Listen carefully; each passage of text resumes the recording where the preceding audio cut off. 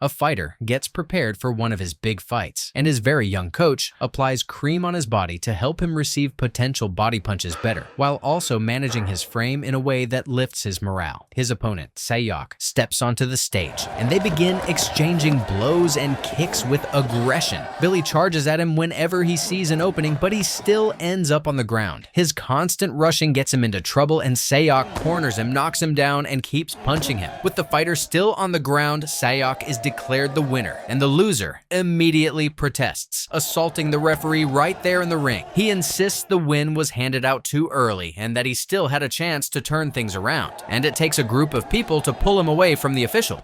That same evening, at the club, the antagonist meets a man in the restroom, and after receiving some cash, he gives the man a very small, sweet-like package. Back in the club, strippers are scattered around the floor as they entertain guests, and Billy watches for a while before walking out, taking steps like a gangster. He's at home when the police come banging at his door, and he panics as he looks for ways to hide any contraband. He even hides a few of them between his legs. Thinking quickly in the moment, the officers break down the door and find him standing there in just black underwear, which gives him a bit of space to escape. The men in uniform speak in their own language, but their target keeps protesting that he can't understand them, and they rough him up as they drag him into the van that's parked on the street. He's taken straight to jail, and the first thing he does is use the toilet to force out the substance he had shoved up earlier. Billy gets transferred to a more secure facility with other inmates, and they're put through a strict inspection process. Officers check their ears, throat, and mouth to make sure nothing illegal gets inside. While he's getting his mugshot, now going by William, one of the officers hands him a white substance quietly, without making a fuss. As part of the standard intake, all their heads and beards are shaved before they're sent to their individual cells. The older inmates give the new ones a loud welcome as they enter, and the place is already packed with people. Some residents throw taunts at them, maybe trying to provoke something. William is sick, and he's noticed by Tiffany, a cross-dresser, who lets him lie down in their space for the time being. The convicted man lays there without saying anything, groaning in pain, tossing around, and nearly ends up lying on a lifeless body beside him without even realizing it. It's Tiffany who points it out, and then the guards come to carry the body away. A prison warden reads out the rules to all the inmates, saying they're not allowed to gamble, smoke, or get tattoos while staying there. The cell conditions are so bad that everyone sleeps with their bodies crammed like sardines because there isn't enough space to spread out. The next morning, the crowd of inmates wakes up to the tight, noisy reality of prison life. Everyone has a plastic bottle, each person trying to get the source of water. Billy is already at the front when someone just keeps shoving him, so bad that he turns around and tells the person off, rather aggressively before retreating through the crowd, pushing his way through. Hands keep flying too to push him back, some quite unprovoked, his body swaying this way and that until he unleashes his anger on the nearest target in front of him, ready for a fight if that's the case. The other man looks like he's ready for a full-on brawl, but the guards gather fast and their focus shifts straight to Billy, the obvious spark in the mess. Not long after, he's marched across the open yard and shoved into a cell so small a dog would probably file a complaint. Solitary confinement taken to its most literal form, where all he can really do is squat in the dark and peek through the tiny window that generously offers a view of the field he's no longer allowed to walk on. Later, Billy ends up in a new section of the prison with a few others, where a group of Thai men stand out, not just by presence, but by the layers of ink covering their bodies like uniforms. It's clear they aren't just any inmates, as they look like their own department. There's a language gap wide enough to fall through, but the leader breaks through with just enough English and gesticulations to start asking questions. While the others watch Billy like they've just tuned into a strange TV channel, Kang throws out questions that slowly piece together the story. Billy's a penniless boxer, and he somehow landed in the wrong place for possessing magic items he definitely should have left wherever he found them. Next thing he knows, he's asked to drop and give 20, surrounded by men who touch him while he's down. When he tries to retaliate, he's threatened and reminded that it's many against one, so he lowers himself again and continues the push-ups while protesting that he would prefer they stop poking him like a toy. Eventually, they lose interest in him, and he's pushed to a corner under strict orders while the next newbie is called in for questioning. At least he briefly gets to enjoy a smoke before things get really noisy and tense. Two members want to settle their disagreement in a fight, but Kang steps in and quiets things down. At night, Billy gets up to use enters the bathroom at an unfortunate moment. Suddenly,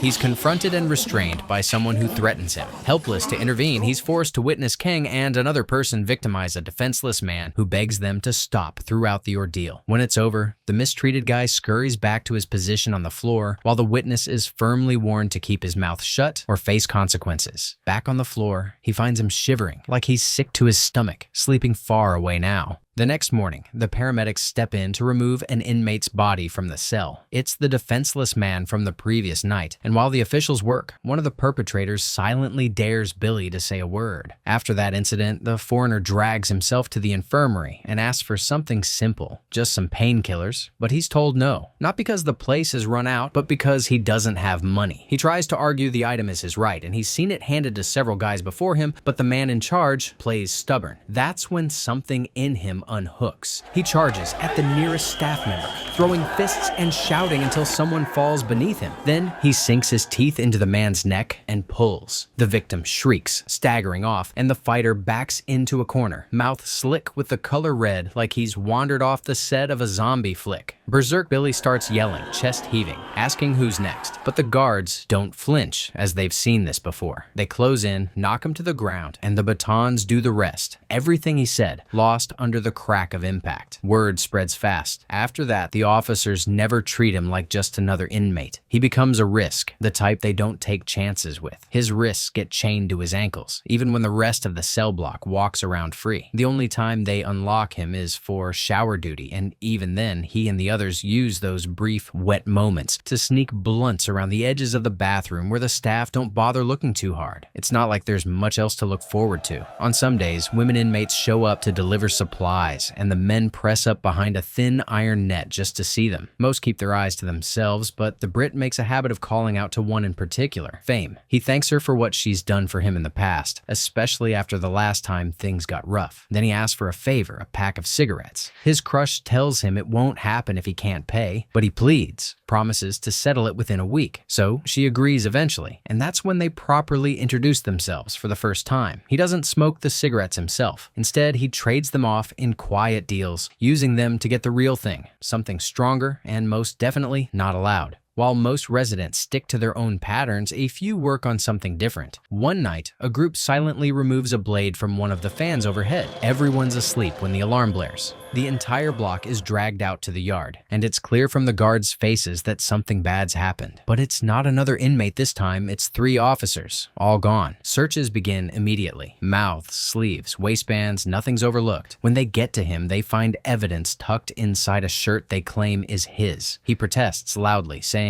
it's not his, as the shirt's too small. The boxer even forces it on to prove his point. From somewhere nearby, another inmate calls out, urging him to confess like he's playing cheerleader to a tragedy. But one of the officers, more seasoned than the rest, watches the scene play out and sees it for what it is. He orders the loudmouth taken away for questioning, maybe worse. As the man's dragged off, a few others shoot glares at the foreigner, and they don't look away. Billy doesn't need anyone to say it, as he knows eyes like that mean trouble. At the dining hall, he runs into the bearded officer who feeds him his supply. The deal goes through, and he finds a quiet corner where he lights up and forgets things for a while. When he comes back to it, our antagonist heads toward the group that had been staring earlier. He's not looking to fight, so he keeps things light, talking like someone offering handshakes. Not trouble, but it doesn't go over well. Not until another prisoner steps in and shifts the weight of the moment. Later on, there's another meeting with the bearded man. This time, the foreigner's got fire in his throat and insults spilling out, but the officer couldn't care less. He lays it out again that if the boxer wants more, he has to earn it. A few inmates are bad for his side hustle, and he wants them handled. The fighter doesn't argue, as his mind is slipping, and he knows it. He says he'll do anything, as he just needs something to hold on to. Something now. The officer gives him a nod, and the deal is sealed once again. After finishing his smoke, the bruiser heads straight to the kitchen, with no questions and warnings. He doesn't waste a second on talk or threats, preferring to just start swinging. Fists land like hammers, and the 2 brothers fold under the weight of it, taking a full beating while the officer leans in the corner, watching like it's a casual show. When it's over, the man in uniform finally steps in, not out of concern, but because things almost tip too far. He pulls the fighter aside and mutters a low scolding, not for the violence itself, but for how close it came to permanent damage. He'd asked for a reminder, not a lifelong limp.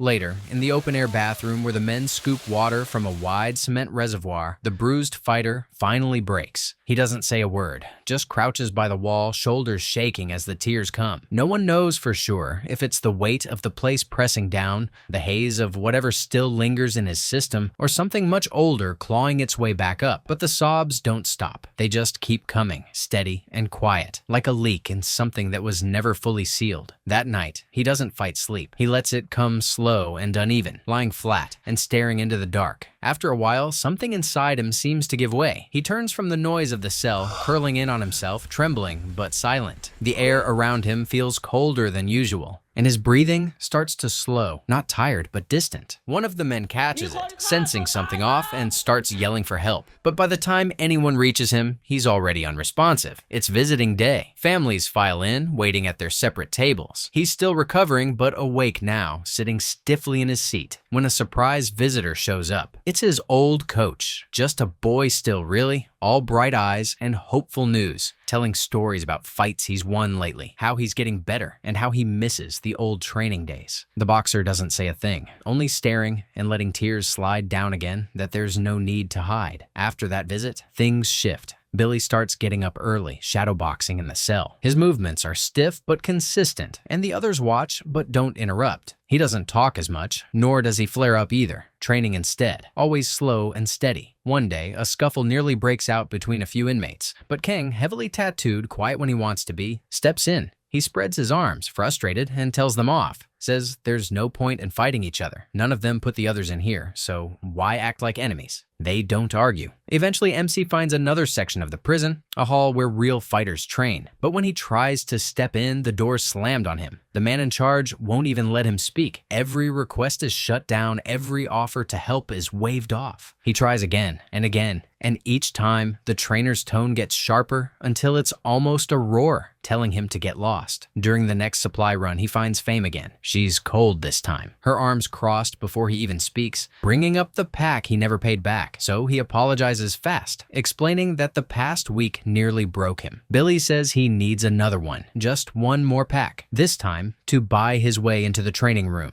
Also mentions he's trying to change. She watches him for a moment, then gives him the cigarettes without another word. That same day, he hands them over and gets a nod that he's finally allowed inside. Training doesn't last long before he's shoved into the ring. He's rusty and moves like someone who remembers what to do but hasn't done it in years. His opponent sees the openings and lands hit after hit. Nothing dirty, just precise. It's a beating, but one that wakes him up. Later, Ken gathers a few men and they sit around like some kind of war council without the table. One by one, they introduce themselves and talk about what they're good at. Everyone speaks in Thai except for the foreigner, who says plain and proud in English that he's a boxer. Trust that the whole group laughs. Not to mock, but because somehow the way he says it feels like both a truth and a punchline. If confidence could win fights, that line alone would have earned him a belt. Next day, he's back in training. Only this time, the punches are loud. With each strike, he lets out a scream like something is tearing loose from inside. He doesn't notice the small crowd that's gathered, doesn't care who's watching. By the end, he's standing still in the center, fists shaking, tears running again. No one says anything, because maybe this time it's not just pain leaving his body, but everything else too. The inmates gather around to organize a fish fighting tournament. Most place bets of cigarettes on their preferred winner, and cheers rise as the fish thrash around in battle. When MC's fish finally wins, the guy in charge, same one who nearly fought him after the officer deaths, refuses to pay up. He accuses him of rigging the fight, but Kang sees through it, calling for the winnings to be handed out. And just like that, MC's stash grows. He now has enough to refund Fame, and he does that quickly, with an apology tacked on. She already has a soft spot for him, and doesn't make it hard. They find a quiet place to talk, and that's where he tells her the truth. He does have family, but none of them know where he is. His new friend opens up too, with her story heavier. Her dad beat her like it was a sport, and one day, she snapped. That's how she landed in prison. She tells it plainly, but the tears still come, and they share a hug that lingers, and the air shifts. When they break, she laughs a little, soft and shy. The kind of laugh that always comes right before something changes. Soon, she's sitting on his lap with their faces brushing. Her arms are around his neck, and his head is resting just on her chest. Their breathing gets faster, and their eyes say the rest. There's no rush, just tension and want thick enough to slow time. He's back to training after that, and almost turns the session into a fight when he goes too hard on the pad holder. The trainer steps in to calm him, and when things settle, he's weighed. The trainer calls it out, 78 kilograms. Not bad, someone mutters, for a man carrying more than just weight. The prison boxing tournament kicks off, and Billy is already in the ring, trading blows with a fierce opponent. The crowd's getting a good show, but it's clear Billy's taking more hits. One punch lands hard enough to make his ear bleed, and by the time round 4 starts, his eye is swollen shut, definitely giving stung by a bee energy. He doesn't throw as many punches, but that's because he's picking his shots carefully, aiming for places that score higher. The fight becomes more of a chess match than a brawl, even though his opponent keeps hammering him with heavy blows. Still, Billy starts to knock him down again and again. It's a proper back and forth. But in the end, the one with more control and stamina wins. He gathers what strength he has left, lands a clean hit to the guy's face, and follows it with a string of punches that finally drop him to the floor. The crowd goes wild. As the winner walks back to his corner, cheers follow him. Even the women from the other wing are clapping, and Fame included. The officers are there too, seated and surprisingly supportive, giving polite applause like they're at a school play and not a prison fight. The whole prison feels lighter that day. Gloomy moments taking a break. The confined men even splash around in the reservoir. No one bothers pretending it's just a normal day. Later, Officer Precha calls Billy into his office. He's impressed and says he wants the fighter to represent the prison at the national tournament coming up in 2 months. But first, Starboy will be transferred to the boxing cell where he can train around the clock with the others. It also means he'll get some of the privileges that come with being part of the boxing team. Billy doesn't hesitate and agrees immediately. Before he goes, Precha hands him a letter from his father, making the receiver stare at it for a second, stunned. He'd always assumed no one even knew where he was, let alone cared, but he takes the letter anyway and leaves with something faint and fragile building inside him. Maybe hope. That same day, he gets moved to the new cell. Some of the guys watch him leave, and their faces are a mix of pride, envy, and something in between. In the boxing cell, things feel different right away. The others welcome him without question, like he's one of their own. At dinner, the conversation turns to the crimes that brought them all here. His last opponent speaks first, saying he went to prison after covering for his girlfriend, but the pressure of a 5-year sentence messed with his head. He ended up kebabbing 3 people, which turned 5 years into 13. Now, he's just trying to survive long enough to make it out. Another guy says he became a hitman because his family was too poor to eat. He only made it through 2 jobs before he got caught and locked up for life. Everyone has a story, but one thing stands out. Billy's the only one without a tattoo, so they gather around him like it's a ceremony, and he offers up his back without resistance. The tattoo artist, who's also a prisoner, says something in Thai that sounds almost sacred, and everyone holds still like they're taking a group photo for an album called Now That's What I Call Regret. Then the needle starts buzzing and the ritual begins. Training continues, and the coach keeps pushing the fighter harder. One day, he spots something off with the guy's kicking, a small flaw, but once he points it out, the fighter adjusts fast. He tries again, gets it right, and earns a round of applause from the others watching. This block stays pretty calm. There's hardly any chaos now because everyone's got their heads down, focused on getting better. After long training days, the fighter's found his own way to cool off. Quiet time with the girl. They meet somewhere tucked away, and things move fast. Somehow, they've become lovers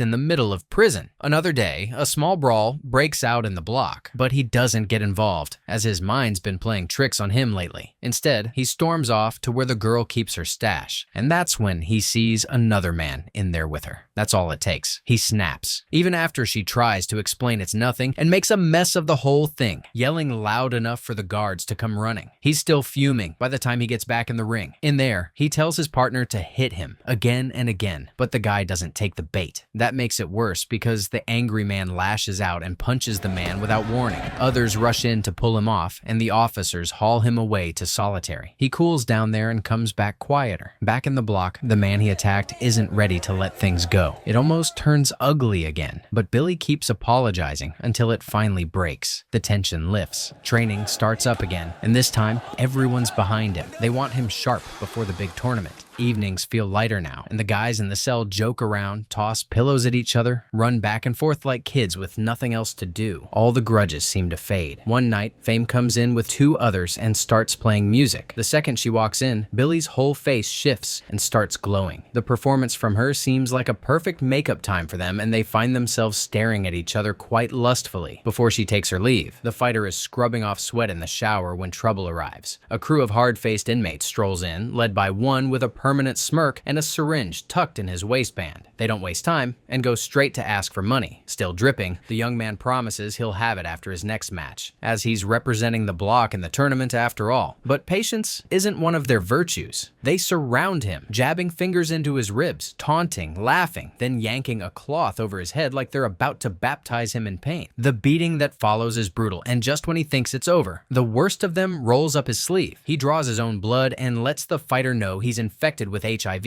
sounding it as a warning that either he wins the fight and comes back with cash, or next time, they'll mix blood with blood. Back in the cell block, he keeps his mouth shut, not mentioning it to the coach or anyone else. But silence doesn't cover bruises, and the trainer catches the stiffness in his movements almost instantly. The punches come slow, and his footwork looks like it's moving through syrup. He brushes it off, but when no one's watching, he bolts to the bathroom. There, he vomits blood into the sink and doubles over, clutching his side like he's holding in a secret. Eventually, gravity wins, and he collapses onto the cold tile floor, sweat pooling beneath him. The infirmary confirms what the pain already said: internal damage that's bad enough to stop a man in his tracks. If he keeps fighting or keeps using, he won't walk out next time. But walking away was never his style. So when the tournament day arrives, Billy suits up with the rest, boards the bus, and hides the winces every time the wheels hit a bump. At the visiting prison, he puts on his game face, but alone in the locker room, he clutches his ribs and whispers something that sounds like a prayer or a curse. When he steps into the ring, cheers scatter from his side, but the other camp rains down boos. His opponent enters with the swagger of a man who thinks he's already won. Both men perform their pre-fight rituals, part dance, part superstition, and then the bell rings. From the start, it's a war of equals. The fighter holds his own, using kicks to dominate the early exchanges. At one point, he knocks his rival to the mat, and for a second, it seems like he might coast through. But that's the thing about fights. They change fast. The other brawler gets up and finds his rhythm, hammering punches into the bruised man's ribs until he drops.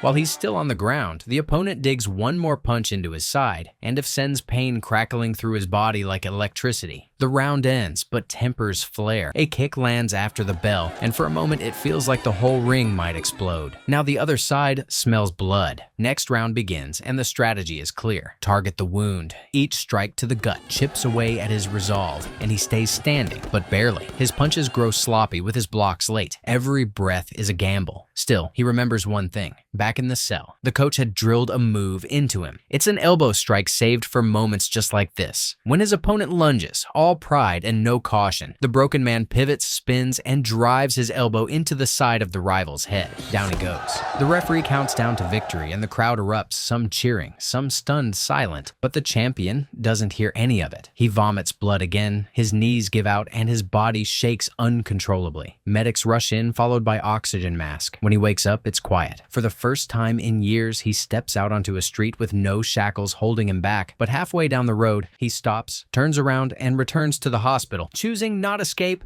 but responsibility. Eventually, he's sent back to serve what's left of his time. Only this time, someone's waiting for him. His father has come to see him. After 3 years, Billy is transferred, moved from Thailand to the UK, and not long after that, he's shown mercy with his sentence suspended by royal pardon. Now, he works from the other side by staying clean, training others, and helping men who are still battling the things he barely survived.